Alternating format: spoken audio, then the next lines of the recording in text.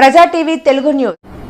ఈ విజయంలో ఈ ప్రధాన భూమికలు పోషిస్తున్న సమయంలో మాకు మొదటి నుంచి వర్గీకరణ విషయంలో ఒక మాట ఇచ్చిన కాంచి ఆ మాట నిలబెట్టుకోవడానికి ఎన్ని అడ్డంకులు, ఎన్ని అవరోధాలు, ఎన్ని రకాలుగా ఒత్తిడిలు వచ్చినా కూడా ఆ ఒత్తిడిలకు తలగకుండా న్యాయం వైపే, ఇచ్చిన మాట వైపే, మాదిగల వైపే నిలబడడంలో గౌరవ చంద్రబాబు నాయుడు గారిదే కీలకమైన భూమిక. ఇది నేను కేవలం చెప్పడం కోసం చెప్పట్లేదు.